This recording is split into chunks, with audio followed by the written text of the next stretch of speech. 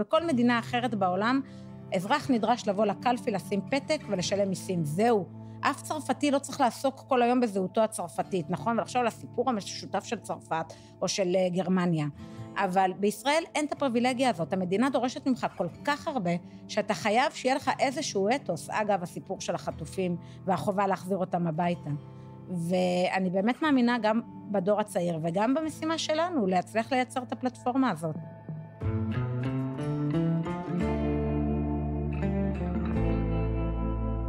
שלום חן ארצי סרור. שלום רוני. תודה רבה שבאת.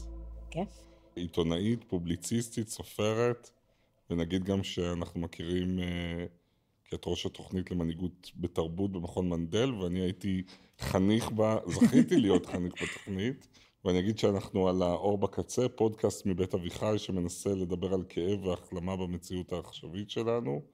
הטלטלה של 7 באוקטובר ושגרת המלחמה שהגיע אחריה הציפו אצל כולנו לא מעט התמודדויות, זיכרונות וטריגרים, ואני ככה פוגש פה אנשים, ובעיקר נשים חכמות ומעניינות, כדי ללמוד קצת על גם איך השתננו ואיך שורדים את העולם שהתהפך עלינו. אני רוצה להתחיל ברשותך ברגע אחד. אם יש לך רגע אחד שבו בשבועות הראשונים, בחודשים הראשונים שאחרי 7 באוקטובר, בתוך המחשבות שלך איך אני מתמודדת עם כל זה, עולה לך איזו אסוציאציה מהתמודדות אישית מהעבר, מלפני המלחמה. אני ממש זוכרת שבהתחלה, בשבועות הראשונים, ידעו שיש חטופים, אבל לא ידעו באמת מי חטוף, הרי היה כאוס. ואנשים היו מוכי הלם ואומללים, ופשוט עברו מבית חולים לבית חולים, וקיוו שהילד שלהם פצוע, או אולי אפילו מת, רק לא חטוף. וכולנו זוכרים את אבא של אמילי הנד, אומר שאיזה מזל שהבת שלו נהרגה והיא לא חטופה, ואחרי פרק זמן מסוים הוא מגלה שהיא כן חטופה. זה לא היה שום דבר שאנחנו מכירים, או שהוא דומה למציאות הישראלית. ואז חשבתי על סבתא שלי, שכשהבן שלה, אריה הנרי, היה נהדר, תקופה מאוד ארוכה במלחמת יום הכיפורים, היא הלכה שוב ושוב להקרנות המוניות כאלה שהיו עושים למשפחות, שבהם הראו פשוט מלא תמונות של שבויים, וכל משפחה שהבן שלה נהדר קיוותה מאוד שהיא תראה אותו שבוי בשבי המצרי או הסורי, רק לא מת, ובסוף התברר שהוא נהרג. ואז לא היה פייסבוק ולא היה רשתות חברתיות, ואי אפשר היה לעשות הצלבת מידע, והיו פשוט הורים מוכי גורל כאלה שעברו ממקום למקום. אני חושבת שבכלל, ב7 באוקטובר הרגשנו קצת יום כיפור, זה בדיוק היה כזה 50 שנה, נכון. ועד הצהריים כבר היינו בשואה, או בפוגרומים, תלוי מה אתה בוחר. ב8 באוקטובר כבר היה איזה רוח תש"ח כזאת, של אין מדינה, אז האזרחים יעשו. אבל זה דברים שגם חשבנו, היינו בטוחים שאנחנו כמעט אותו דור, אני יותר מבוגר. לא, את ממש צעירה. לא, אנחנו קרובים יותר ממה שאתה חושב. אוקיי. אבל זה דברים שחשבנו שלא יקרו לנו, נכון? שלא נטעם, לא ממלחמת יום הכיפורים, בטח לא מהשואה, גם לא מתש"ח. אתה צודק הרי אנחנו חיינו על המיתוסים, על הספרים, על הסרטים, על הבתי עלמין האלה עם הטקסים של יום הזיכרון, שתמיד מקריאים בהם את אותם טקסטים, כי כמעט ולא כותבים טקסטים חדשים לטקסים האלה, ופתאום אנחנו מספרים את ההיסטוריה, אנחנו יושבים בשורה הראשונה, אני כל הזמן אומרת שאנחנו הדור הראשון של 7 באוקטובר, וזו הבנה איומה, זאת הבנה מאוד מאוד קשה, כי גם יש בה המון אחריות, כי אנחנו פתאום, כאילו, אנחנו המתעדים, אנחנו המספרים, מה שאנחנו נספר זה מה שישאר, וזה גם הבנה שאנחנו דור ראשון של טראומה, פתאום המון ישראלים רגילים להחריד, מוצאים את עצמם שחקנים, באיזה אירוע שהם לא בחרו בו, שהוא לא נגמר, שלא יודעים מה הסוף שלו, ושהמחירים שלו הם מאוד כבדים.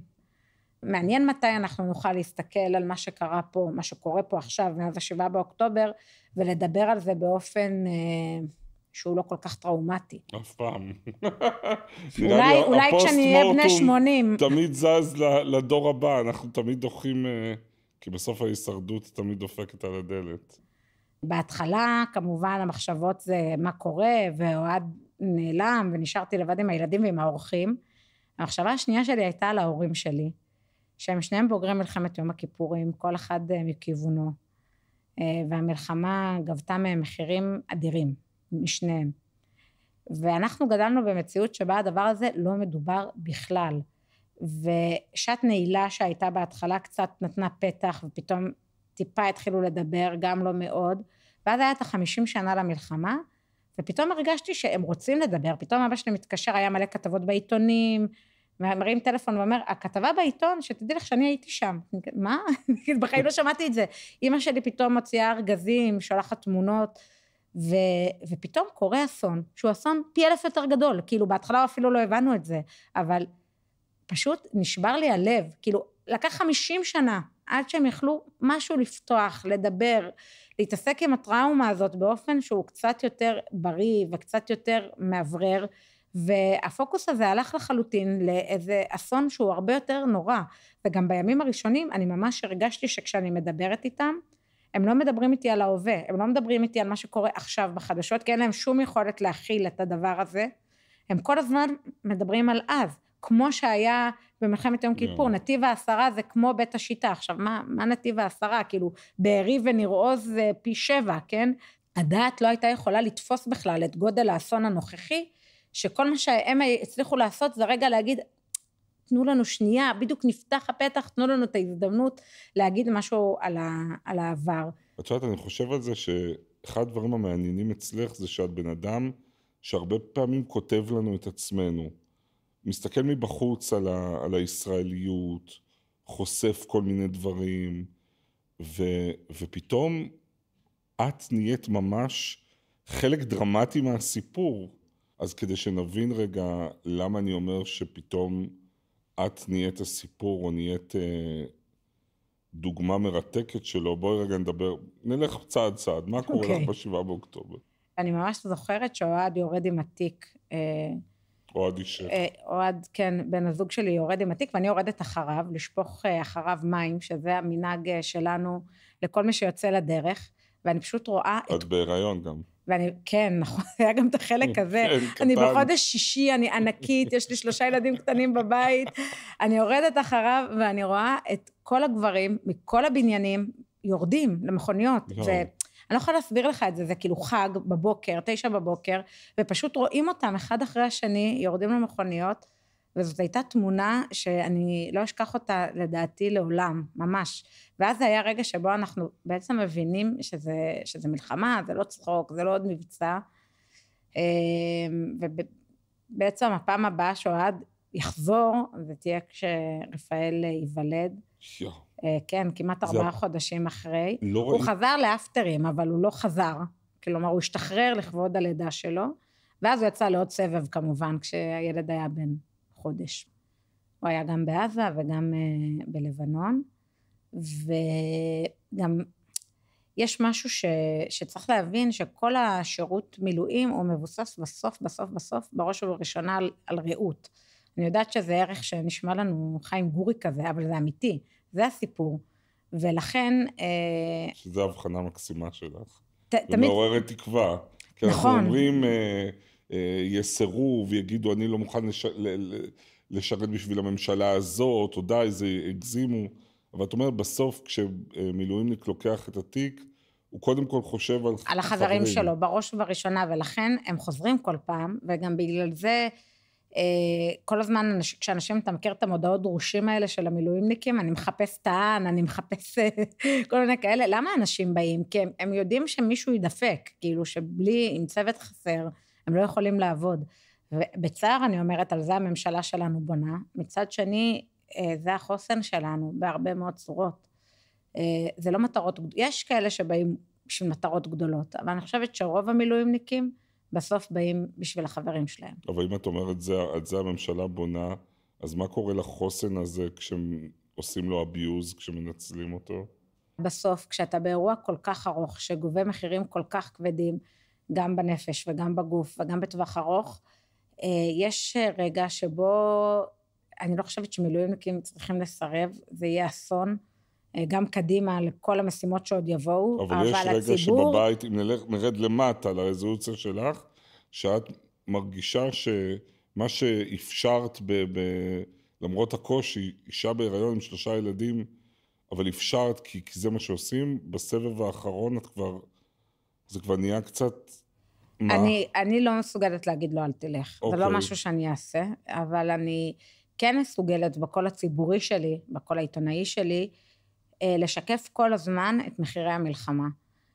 כי הרי לא יוצאים למלחמה בלי תחמושת ובלי סדק וכו', אבל אף אחד לא בודק מה רמת האלימות בבתים לצורך העניין בעקבות המלחמה. אלה נתונים שבצער אני אומרת בכלל לא התעניינו בהם, וכשביקשתי אותם גילינו נתונים מבהילים בהקשרים האלה. עלייה משוגעת של מקרי אלימות בתוך המשפחה בקרב משרתי מילואים ואנשי קבע בתקופה הזאת של המלחמה.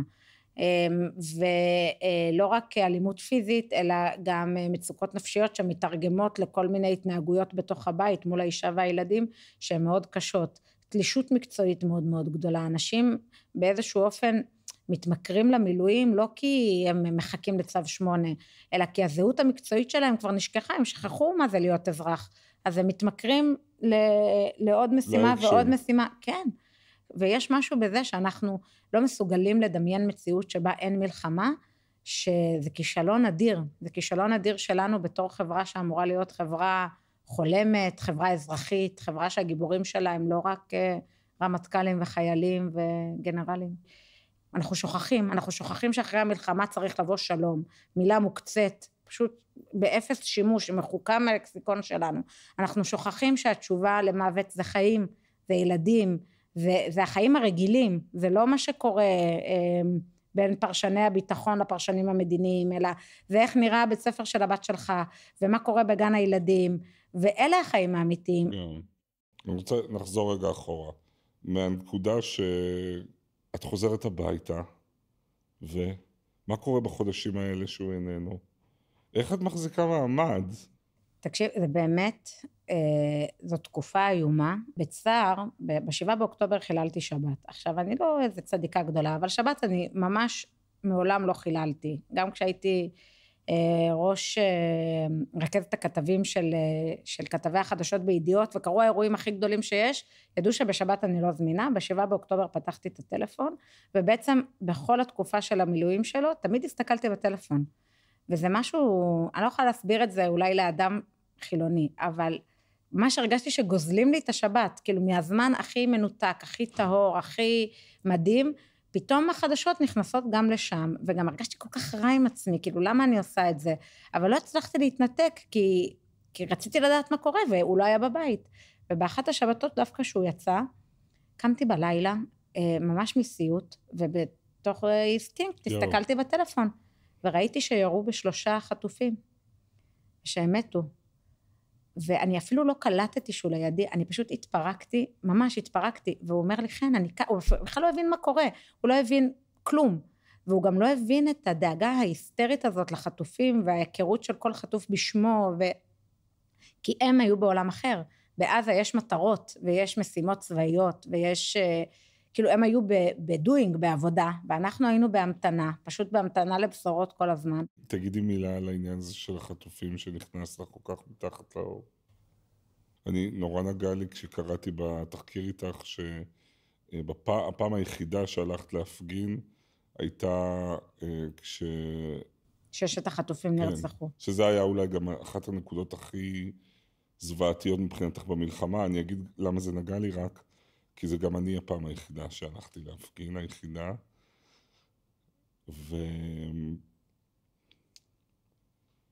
והשילוב הזה של 1 בספטמבר עם הרצח של החטופים ועם... את יודעת, אני חושב שאני חיפשתי פשוט משהו להאחז בו, ולכן יצאתי לרחובות, וזה עזר לי בהתחלה, אבל אחר כך זה גם לא ממש עזר. אבל תספרי על עצמך. אני ממש מזדהה עם כל מה שאתה אומר. אני ממש זוכרת שבלילה שלפני, זה היה מוצאי שבת. אחי גמר אותי כרמל גת, בדיוק, התחילו שמועות, כמו שאמרתי לך, אני בהכחשת המציאות, אז אמרתי, מה הסיכוי, איזה שטויות, כאילו בדיוק בתוך 6 חטופים, יש את השמות של החטופים הכי מפורסמים, של הרש גולדברג פולין, שההורים הצדיקים שלו הולכים בכל רחבי תבל, באמת, כאילו אין יותר מהם, וגם אמרתי, הוא אמריקאי, בחיים לא עשו לו כלום, וכרמל גת שהפכה לסמל, ואורי, וכשהבנו שזה אמיתי, אני פשוט בכיתי כל הלילה, ממש, זה היה צער העולם, באמת, זה היה נורא, ובבוקר הבת שלי, השלישית, נעמי, עלתה לכיתה א', וצריך לקחת אותה ולהלביש אותה בבגדים חגיגיים ולקלוע על עצמה, לשים לה ילקוט שהוא כבד יותר ממנה ולקחת אותה לבית ספר, וכל ההורים בטקס עם עיניים אדומות, מהסיבות הלא נכונות. זה היה מחריד, ובאמת היציאה לרחוב, אני ממש הרגשתי שהיא לא הפגנה כמו שהיא נוכחות.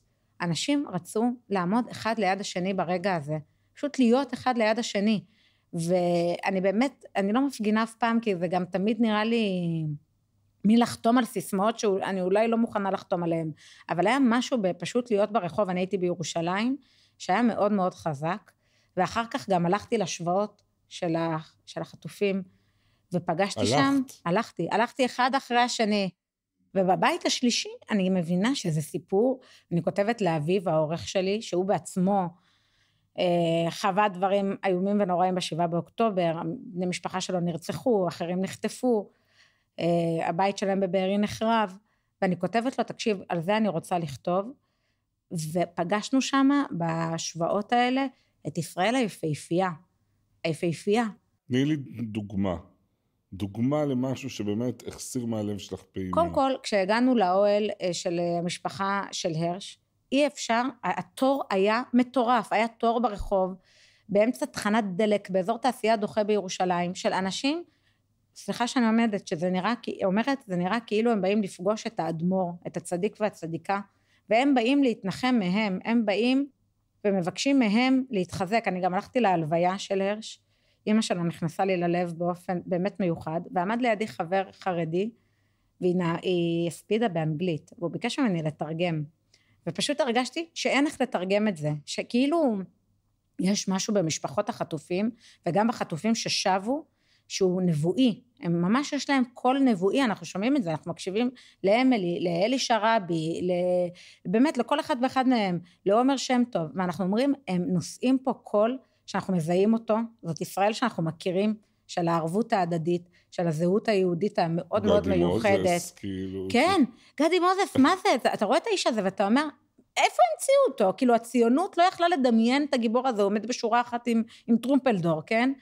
חוזר מהשבי ואומר, אני אשקם את ניר עוז, אני חוזר לשדה תפוחי האדמה שלי, אני אבנה את המקום שממנו נחטפתי ושנחרב תחת רגליי, אחרי שבת הזוג שלו נרצחה, אחרי שהוא היה לבד בשבי, והאנשים האלה בעיניי הם ממש הקול הנבואי שאנחנו חייבים להקשיב לו, הם אומרים לנו דברים שהם לא רק אמת לאמיתה, הם נותנים לנו את התחזית, והשאלה אם אנחנו מוכנים ללכת איתם או לא, ובאיזשהו מובן אני מרגישה שהמאבק עבור החטופים, וההקשבה האקטיבית למשפחות שלהם, זאת הפעולה הכי חיונית ברגע הזה. אני רוצה לשאול אותך, ישב פה ג'קי לוי, ודיבר בתימהון ובעלבון, על מה שקרה למחנה שלו, שהוא גם, עוד פעם, אני לא רוצה לקטלג, אבל את חלק מהציונות הדתית, את חלק מאוד הרבה דברים אחרים, ונושא החטופים. ואני שמעתי את זה מהמון המון המון אנשים, שהם כאילו ציונות דתית, שהם חשבו שהמגזר שלהם הכי יהיה בעד שחרור החטופים, ולא כך היא. אני חושבת שחשוב לייצר הפרדה, אני מאוד מסכימה איתך, שנראה לי שההצלחה הכי גדולה של חמאס, זה העובדה שהחטופים הפך להיות נושא שמפלג אותנו ומרסק אותנו ומייצר אלימות בתוכנו. ואגב, הזכרנו את אביו ואת העורך שלי שבני משפחתו היו חטופים, אחרים נרצחו, ורק מלהסתובב עם חולצה לשחרור החטופים בתל אביב, הוא היה מקבל הערות שאלוהים ישמור. וגם אני רוצה להזכיר שיש משפחות של חטופים שעדיין בעזה, שהתנגדו לעסקה, או לכל הפחות חשבו שצריך להגיע להכרעה צבאית מסוימת, וגם הם חטפו לא מעט מהמחנה הליברלי. כלומר, יש כאן הצלחה של חמאס בזה, שהוא הפך את הנושא שאמור להיות קונצנזוס מקיר לקיר לאירוע מפלג ומשסה, כשברור שכל הדבר הזה קורה כשמדינת ישראל בשפל השפלים, בנקודה הכי מרוסקת שלה מבחינה חברתית. חשוב לומר שעסקת חטופים זה אירוע מורכב מאוד, עם מחירים כבדים מאוד, וצריך להצליח לדבר עליו בלי לעשות דה-לגיטימציה לשום מחנה. נכון.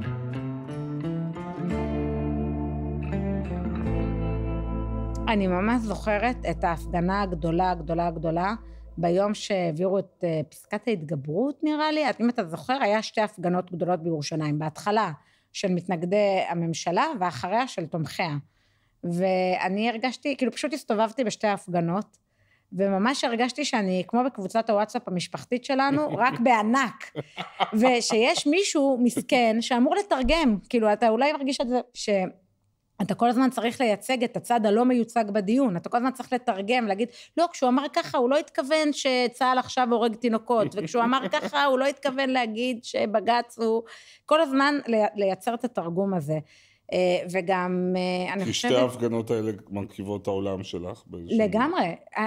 אני כל הזמן אומרת שכשמדברים על מלחמת אחים, מבחינתי זה לא דימוי, זה האחים האמיתיים שלי. אז בואי רגע נדבר על האחים האמיתיים שלך. תמפי לנו אותם. למפות אותם. אז אנחנו 5 אחים, וכמו הרבה משפחות בישראל, אלה משפחות מאוד מגוונות על כל הציר. אני כל הזמן אומרת שאני ואחי הקטן, אנחנו תשלילים אחד של השני, הוא... היה שנים אברך בהר המור, יש לו גרעין תורני בעכו, מצביע למפלגת נועם, אני... נועם, לא פחות. אני פמיניסטית, דתייה, ליברלית. אני לא מכיר אף אחד שמצביע לנועם. הנה. כן, וגם ההורים שלי הם כאלה, הם הפוכים לחלוטין בדעותיהם הפוליטיות. אחד מהשני. כן, אבא שלי כל הזמן אומר שקבוצה מפסידה לא עוזבים בתור אוהד כדורגל, והצביע שנים, כן, שנים למפלגת העבודה, ואחר כך למפלגות הגנרלים שהגיעו, ואמא שלי נעה בין הליכוד לש"ס, וזאת אותה משפחה, כלומר, אני לא יכולה לדמיין מציאות שבה כל מי שמדמיין פה קנטונים, או מדינת יהודה ומדינת ישראל, הוא חי בסרט, אנחנו לא הובילה בג'ונגל, אנחנו דירת שותפים רעועה, איכשהו צריך להחזיק את הדבר הזה, וכל זמן שאנחנו מדברים באופן סמלי, ולא באופן קונקרטי, אנחנו נופלים למלכודת השבטית, כי אז זה נע בין ביביסטים, לבין לא יודעת מה, שמאלנים בסמך, אבל זאת לא השיחה. ונגיד, אם את מסתכלת רגע על 600 יום וקצת של המלחמה, מה היא עשתה רגע לקבוצת הוואטסאפ המשפחתית שלך? לא היו רגעים שבהם הרגשת שאת לא יכולה לדבר? שהנה עולה הדבר הזה שאת יודעת שאחיך קטן, משהו בדעות שלו... קודם כל חשוב לומר שאין לו וואטסאפ בתור דוס מהדרין, זה פותר הרבה בעיות, אבל אני אגיד שגם הוא בשירות מילואים מאוד מאוד ארוך, והוא ואני רואים אחרת לחלוטין את תמונת המלחמה, ובסוף אני מעדיפה לא להיכנס איתו לוויכוחים שאין לי איך לצאת מהם, אוקיי? אני כן חושבת שאני לא מייחסת לו כוונות רעות, אני חושבת שהכוונה שלו היא כוונה טובה, הדבר הזה של להניח לצד השני את הזכות של כוונה טובה, זה משהו שאיבדנו אותו לחלוטין, מבחינתנו הכל מושחת, לא משנה מאיזה צד אתה מסתכל, אנשים משוכנעים שאו שהדמוקרטיה מחר בבוקר נמחקת, או שהמדינה היהודית מחר בבוקר נמחקת, או שישראל הראשונה הולכת להחריב את ישראל השנייה, וזאת לא המציאות. הבעיה הכי גדולה שלנו זו באמת השבטיות ששמה אותנו בתוך התאים הנפרדים האלה. יש סיפור נפלא אצלכם במשפחה על 2 בריתות. נכון. בתשעה באב. נכון. סיפור חסידי שנקרות רק אצלנו. שהחיים כתבו. שממש החיים כתבו. כשנולד בני השני, אהרון, הוא נולד באלף אב, התקשרתי לאמא שלי להגיד לה שילדתי, והמשפט הראשון שאמרה לי, חן אל תלחצי, אשתו של רם, אחי הצעיר, האברך בהר המור, נכנסה גם היא לחדר לידה. ואני כמובן מאוד מאוד נלחצתי, וכמו שצריך, היא ילדה כמה שעות אחריי, וזה אומר שהברית צריכה להתקיים באותו יום, זה היה ערב 9 באב, וזה גם יצא יום שישי. בקיצור, המשפחה מאוד לחצה שנעשה את הברית ביחד, כי היא לא נטרטר את כל האורחים של 2 אירועים, ואני ואחי דיברנו, אני הייתי מאוד הורמונלי, הוא היה מאוד נרגש, והגענו למסקנה שאין שום סיכוי בעולם שאנחנו עושים את אותו טקס, כי אלה טקסים שונים לחלוטין, הטקס שלנו הוא טקס שבו האמא נוכחת, והוא נראה אחרת לגמרי, הוא טקס יותר ליברלי, הטקס שלו זה בישיבה, שהוא למד בה בהר המור, בהפרדה, בבוקר מוקדם, בקיצור החלטנו שעושים 2 אירועים. לא, אבל את יודעת, זה מרגיש כאילו על השיחת טלפון הזאת, מושתת. כל מדינת ישראל. עתיד המדינה כולו, ממש ככה, לא? וגם ההורים שלי, הרי בסוף הם רצו שנעשה ביחד. כן, כשההורים מאזינים מעבר לדלת. לא כי קשה להם לנסוע, אלא כי הם רצו להגיד, נו, הצלחנו, הם הצליחו לעשות את זה ביחד, למה הם כל הזמן צריכים לריב? והחלטנו שאנחנו לא עושים את זה ביחד, אנחנו עושים את זה לחוד, כל אחד בסגנון שלו. וההורים שלי היו בבוקר בברית של הבן של אחי, והיו בקריאת השם, והוא בחר לקרוא לבן שלו הלל, והנימוק היה, הווה מתלמידיו של אהרון, משפט של הלל הזקן, אוהב שלום ורודף שלום. ואז הם הגיעו לברית של הבן שלי, ואני נתתי לו את השם אהרון, והסיבה שנתתי לו את השם אהרון, זה הווה מתלמידיו של אהרון, אוהב שלום ורודף שלום. ואבא שלי פשוט, הוא לא הפסיק לבכות, והוא מבחינתו אמר, אני הצלחתי, עם שני ילדים כל כך שונים, שלא מסכימים על כלום, בסוף לילדים שלהם הם יחלו את אותו הדבר, אולי יש סיכוי. ואהרון והילל הם ילדים מאוד מאוד שונים, בחזות שלהם, בתחביבים שלהם, בטמפרמנט שלהם, בהכל, אבל נגזר והם משפחה, ולכן הם איכשהו יצטרכו להחזיק את האירוע ביחד. אגב, זה לא אומר שאין דרישות, צריכה להיות פה דרישה לגיוס לכולם, צריך להחליט מה עושים עם הפלסטינאים או עם רצועת עזה, צריך להחליט מה עושים עם מערכת המשפט, אמורות להיות פה הכרעות קשות, אבל אי אפשר לקבל אותם מתוך השדנות ומתוך חוסר אמון, אין לנו סיכוי. אני גם מרגיש קשור לסיפור הזה באופן אישי, כי קוראים לי אהרון, השם שלי זה רוני שכולם מכירים, אבל יצאתי מהאהרון במנדל, ואת אחד האנשים שלימד אותי, כי אני חשבתי שהאהרון זה מישהו שקצת מבאס להיקרא על שמו, אבל... אין עליו. כי הוא הסטטיסט של משה, נכון. עגל הזהב בכל זאת. אבל למה הוא ככה נופל לעגל הזהב? למה הוא מוכן להיות הסטטיסט של משה? כי יש לו לב טוב. יש לו לב טוב. זה האדם היחיד בכל התנ"ך שאומרים לנו מה הוא מרגיש כשהוא רואה את אח שלו, הוא רואה את משה. תחשוב, נסיך, ככה מגיע ממצרים, מארמון המלוכה אל העבדים האומללים, והמשפט הראשון שאומרים על מה הוא מרגיש זה, ושמח בליבו. קודם כל הוא פרגן לו. כאילו למרות שהוא נדפק עם העבדות, והוא בן של מלך, ונותנים לו להוביל את עם ישראל למרות שהוא מגמגם. וגם אולי זה משל יפה, אחרי שבכל ספר בראשית אחים הורגים אחד את השני, זורקים אחד את השני לבור, פתאום יש לך חבורה של 3 אחים עם איכויות שונות לחלוטין, שמצליחות לגאול את עם ישראל, ולהביא איזושהי רפואה וגאולה, בזכות השיתוף פעולה הדי מדהים שלהם.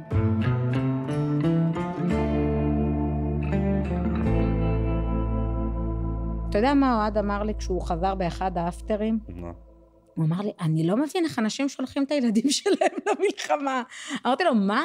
הוא אומר לי, אני בסדר, אבל אם היה לי ילד שהייתי צריך לגייס אותו, וזה משהו זה גם דבר, אתה מבין, כאילו גם צבא העם, זה משהו שהוא לא מובן מאליו, והדבר הזה שבישראל, ילד בגיל 18, אנחנו פשוט מגייסים אותו לצבא, אנחנו לא יכולים לעשות את זה, אם לא יהיה לנו סיפור משותף. בכל מדינה אחרת בעולם, אזרח נדרש לבוא לקלפי, לשים פתק ולשלם מיסים, זהו. אף צרפתי לא צריך לעסוק כל היום בזהותו הצרפתית, נכון? ולחשוב על הסיפור המשותף של צרפת או של גרמניה.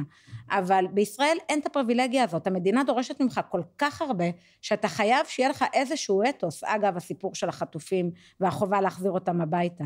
ואני באמת מאמינה גם בדור הצעיר וגם במשימה שלנו, להצליח לייצר את הפלטפורמה הזאת. אני חושבת שהרבה מאוד זמן התרגלנו לחלוקה המדומיינת לשבטים, ובסוף אני חושבת שהחלוקה היא לא בין השבטים לאיזה שבט אתה שייך, אלא האם אתה אדם שבטי או רצפי.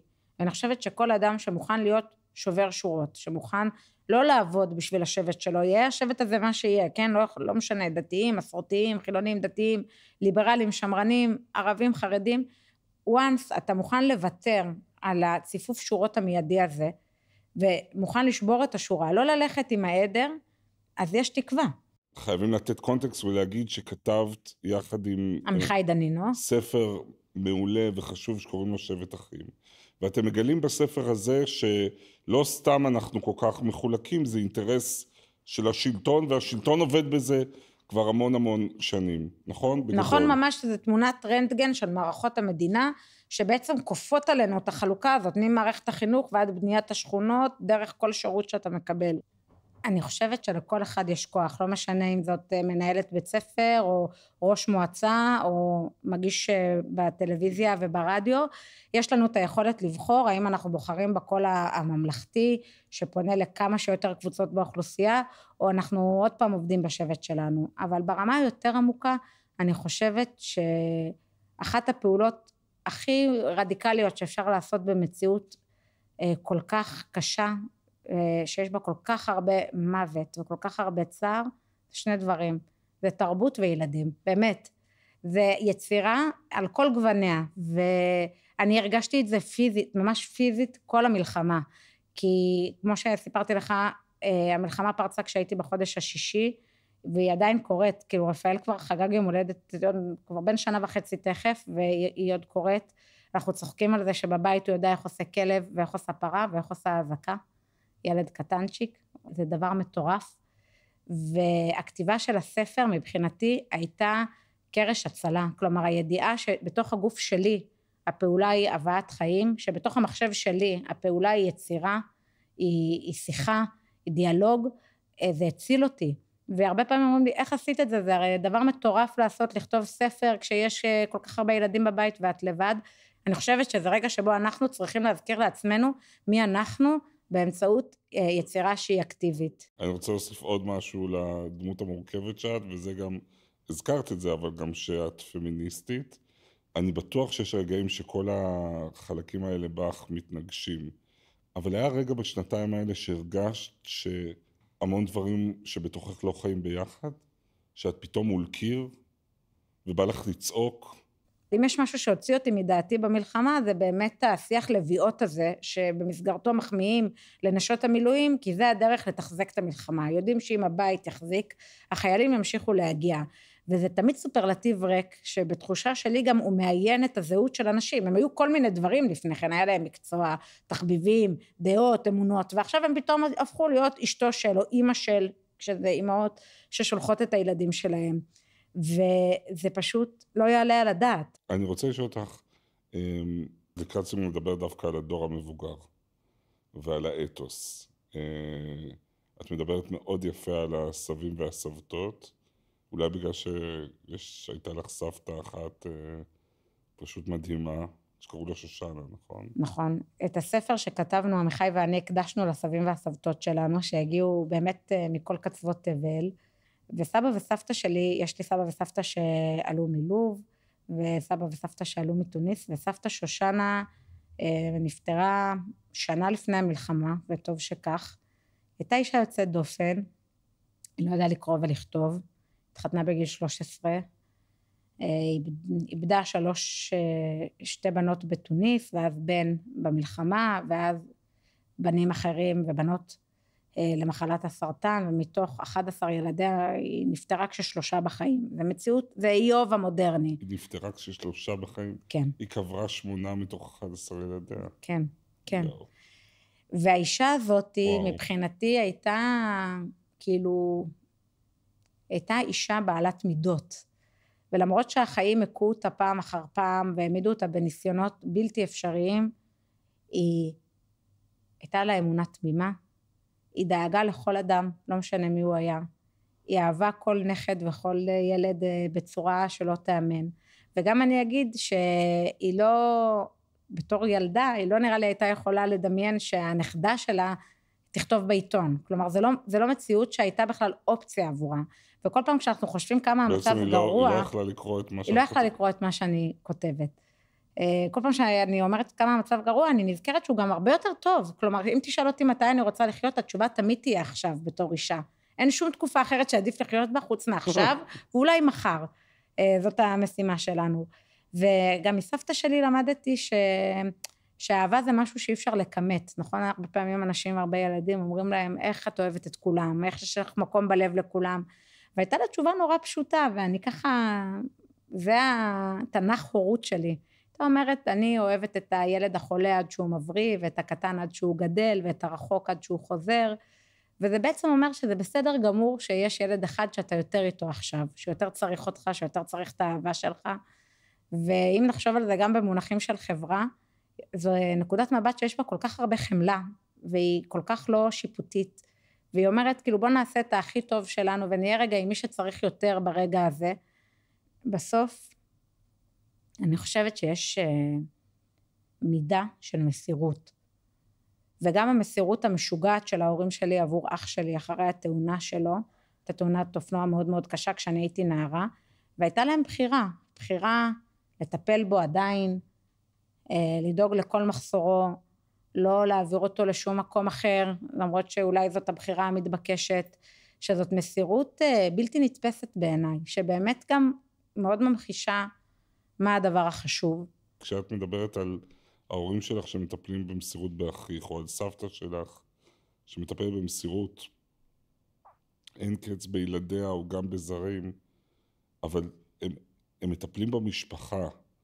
אני חושב על המסירות הזאת שאנחנו נדרשים אליה במדינה הזאת.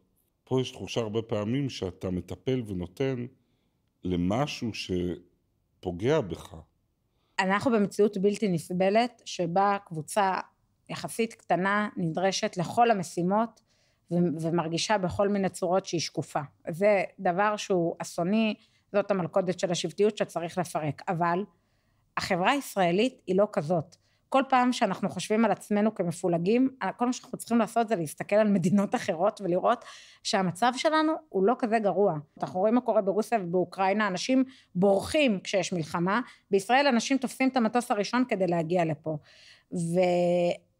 יש פה בעיות ענקיות שצריך לדבר עליהן, אבל אני חושבת שחלק מתהליך הריפוי זה לדבר על החברה הישראלית דרך הנכסים שלה, ולא רק דרך התחלואים שלה והבעיות שלה. ויש פה נכסים מטורפים, באמת. אתה יודע, כל בית חולים שתיכנס אליו, תראה מה קורה שם, זה לא יאמן, באמת, תסתכל בשיקום, רופאים ערבים ויהודים ודתיים וחרדים, עובדים ביחד בשביל להציל חיים. זאת לא מציאות מובנת מאליה, וגם אני כל הזמן זוכרת שבסוף החברה הישראלית היא חברה חלוצית, היא חברה שיודעת לחלום ולהגשים, זה הקונספט של לעומת הסטארט-אפ שבה אנשים שמים מיליונים ואולי הם יאבדו את המכנסיים, אבל הם מוכנים להיאמר כי הם מאמינים שיש להם רעיון טוב.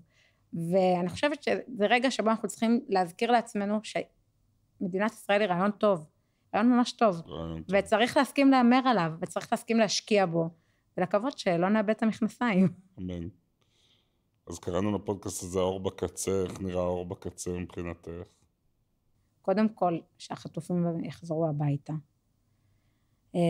ודבר שני, לפעמים אני מדמיינת, אתה יודע, הרבה פעמים מדברים על ועדות הפיוס שהיו בדרום אפריקה, ולפעמים גם מעלים את הרעיון הזה סביב הסוגיה הישראלית-פלסטינית, וזה רעיון לא רע בכלל. אבל סתם, לפעמים אני אומרת, מה היה קורה אם היינו עושים ועדות פיוס בתוכנו? שבו אנשים לא היו אומרים מה אתה עשית לי, אלא היו אומרים מה אני עשיתי לא בסדר. תדמיין את זה רגע, שבכנסת 120 חברי כנסת, כמו שיש להם נאום השבעה, שכולם חייבים לעשות, הם היו עולים ואומרים, אני מצטער על, פישלתי פה, בחרתי גרוע כאן, לא הייתי צריך לדבר ככה מה היה קורה אם היו עושים מין ועדות פיוס כאלה? האם היה לנו איזשהו סיכוי להתחיל בנקודת מוצא קצת יותר טובה, על אותם ויכוחים, כן? שלא ייעלמו, כנראה. כן. חן ארצי צרור, תודה רבה רבה, היה ממש כיף ומעורר תקווה לפרקים. פרקים נוספים של האור בקצה מחכים לכם באתר בית אביחי בכל סימוני ההסקטים וגם ביוטיוב הגרסה המצולמת. תודה לאבישי חורי עורך ההסקט, לשיר שרוני המפיקה, שירה מאירי עורכת המשנה. תודה לניר לייסט על עיצוב הפסקול והעריכה הטכנית, לישי לאוב על התחקיר ולסניר קציר על צילום הוידאו. תודה גם לאייל לויט ולדוקטור דיוויד רוזנסון בית אביחי. תודה רבה רבה, יקירתי, היה ממש כיף. היה כיף לבוא. ותודה לכם.